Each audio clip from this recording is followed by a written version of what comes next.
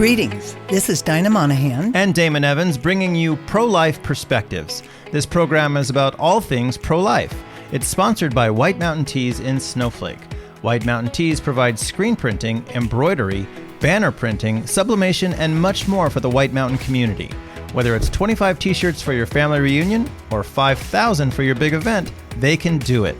And Damon, they deliver your order right to your door. From Payson to Winslow, Pinetop to Springerville, they bring it to you. For more information, go to whitemountaintees.com. That's whitemountaintees.com, or stop by their shop on Main Street in Snowflake. So, Dinah, we're just getting started with this program, Pro-Life Perspectives. Of course, it makes sense to start with the history of the pro-life movement. We're going to take 2 weeks to do that because it's a big topic, right? Yes. Okay, so I know we're going to start with Roe versus Wade. And I've heard about this decision by the Supreme Court for years because it made abortion a constitutional right in our country. But the circumstances around it are not well known and are really fascinating.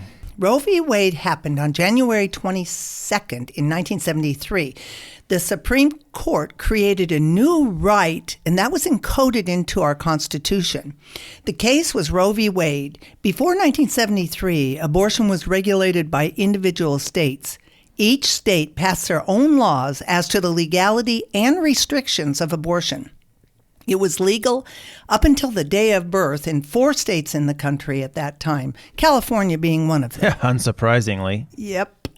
The first thing to know about Roe was it was really bad law. It was decided on a, quote, right to privacy guarantee of the 14th Amendment in our Constitution.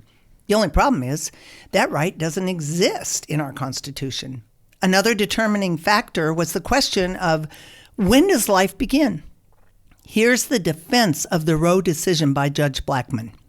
We need not resolve the difficult question of when life begins, he said, but they then had to do a linguistic shuffle and refer to the unborn child as, quote, potential life throughout the document. Yeah, I think I can remember being invited to some potential life showers. Baby showers. Is it a baby shower? It's a potential life shower. I'm expecting a potential life. Yeah. Sad. The politicians didn't know when life began, but the scientists who dedicated their lives to studying unborn babies certainly did. All they had to do was to ask an expert like Dr. Albert Liley. He's known as the father of modern fetology. At the time of Roe, he said, this is the same baby we're caring for before and after birth, who before birth can be ill and need diagnosis and treatment just like any other patient. He and probably every other neonatologist would have told them, of course, life begins at conception. The politicians didn't want that little detail to get in the way, so they pled ignorance. Sure. Roe dictated that states could not restrict abortion in any way in the first trimester, but could put restrictions and conditions in the second and third trimesters. But that wasn't enough for the abortion lobby. Immediately after Roe, Doe versus Bolton was passed and ensured abortion on demand until the day of birth in all 50 states. In that decision, the Supreme Court ruled that health of the mother overrode all state laws governing the second and third trimester. Well, that sounds reasonable, but here's how they defined health. The medical judgment may be exercised in the light of all factors, physical, emotional, psychological, familial, and the woman's age, relevant to the well-being of the patient.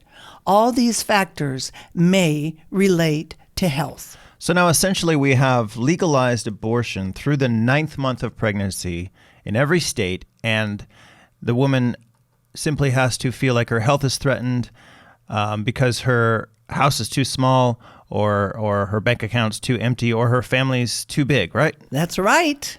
Well, we also know that something this extreme does not happen without a very big effort on the part of some group. So I'm wondering, who were they and what motivated them? Well, that's a big question, and there were a lot of people, but I'm going to focus on the 3 key players in that radical judicial decision that doomed 63.5 million babies in the womb to death from that decision until 2021. My goodness. The first was Jane Roe, and her name was Norma McCorvey.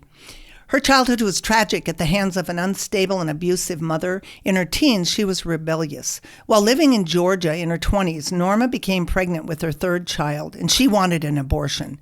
Georgia's law at that time didn't allow abortion. She was very vocal in her anger at her situation, and her name was passed on to 2 abortion lawyers who saw this as the perfect case to further their abortion agenda.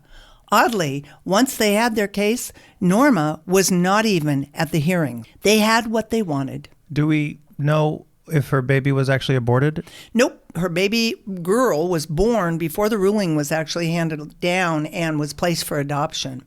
After the decision, Norma volunteered as an escort at an abortion clinic, walking women through the pro-life protesters. Okay, and then Jane Doe in the Doe versus Bolton case. Who was she? Well, she was Sandra Cano, and she's a young mother who was pregnant and in a very bad situation. She, however, did not want an abortion, and this is in her own words. Quote, "I was poor, uneducated, and ignorant. My life was very unstable. I was in a survival state. I went to Atlanta Legal Aid to get a divorce. Whoever was there to try to help me, I trusted, naturally. That's how I became unknowingly involved with Doe versus Bolton. Never once did I know that we were going to kill babies," end quote. When she found out how she had been used, she tried to get both the state and federal ruling overturned, but the Supreme Court refused to hear it. The third and the biggest player in this tragedy is Dr. Bernard Nathanson. At the time of Roe, he was an avowed atheist and an owner of the largest abortion clinic in New York. He personally oversaw 25,000 abortions. He was also the director of NARAL, the National Association for the Repeal of Abortion Laws.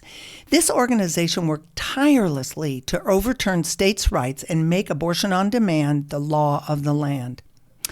Ironically, the pro-aborts weren't ready for the kind of victory that Roe gave them.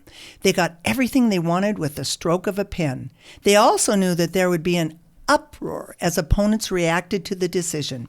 But they are confident that after a few years it would become a whimper and abortion would just be accepted as part of the American way of life with no opposition. Oh my gosh, that is so tragic and also fascinating. But Dinah, we are running out of time already, and is it possible to just share briefly what happened to these 3 pivotal figures? Well, Norma McCorvey died in 2017. In 1995, 22 years after Roe, Norma became a Christian and spent the rest of her life fighting for the unborn. Praise God. Sandra Cano died in 2014. Her life was dedicated to pro-life. And here's the amazing one.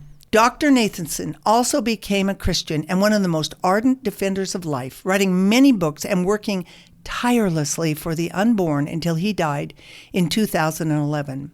Roe was overturned in 2022, and we pro-lifers are still here.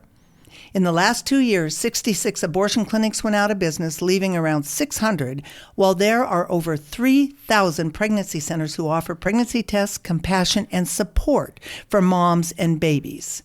We have 3 centers in the White Mountains, New Hope Pregnancy Resource Centers in Show Low, Springerville, and White River. And next week, we'll talk... Oh, that was my dog Maisie weighing in. She's saying it's time. Be quiet. She's calling time. Yeah. Wrap it up. Next week, we'll talk about how Roe was overturned and the impact it had on this country. Well, Dinah, as your dog Maisie just indicated, we are out of time, which is too bad because it's been so fascinating. You've done such a good job condensing the whole pro-life movement and the key players. And my takeaways are that the 2 women that were used in Roe and Doe were really pawns for someone else's agenda, some conspiracy to bring about massive abortions in our country, which is, it's unfathomable, but it's true. And that each one of those key players subsequently changed their views and are now pro-life advocates. It's just miraculous. So we're going to continue this conversation next week and get more into the details and the drama of the history of the pro-life movement. I encourage you all to check in next week at the same time to hear Dinah unpack that part of the story. Until next week, be safe, be blessed, be kind, and love life.